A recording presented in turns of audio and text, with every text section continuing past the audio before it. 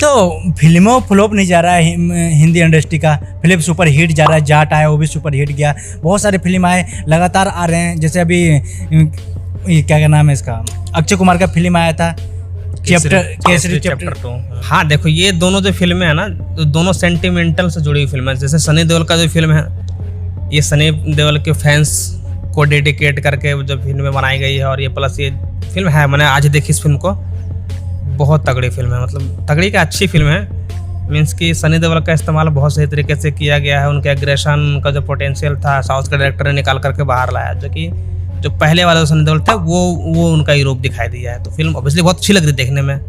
हालांकि है चीज़ें इसमें भी एक्स्ट्रा ऑर्डिनरी, गाड़ियाँ इधर उधर उड़ रही है, मार रहा तो 2 फीट 20 फीट आगे निकल रहा है गुंडे भी जो भी है, एक्स्ट्रा ऑर्डिनरी है, बट वो लग नहीं रहा है क्योंकि वो सनी देओल का हाथ चल रहा है इसलिए। और दूसरी बात, जो केसरी जो है, केसरी का ये सीन है कि वो जो जलियांवाला जो बाग है, वो कांड जो है उसके ऊपर आधारित है, और वहाँ से भी लोगों का सेंटिमेंट जुड़ा हुआ है कि कैसे क्या हुआ। तो उसको जानने में लोगों की इच्छा, ऊपर से अक्षय कुमार की परफॉर्मेंस बहुत बेहतरीन निकल कर आई है।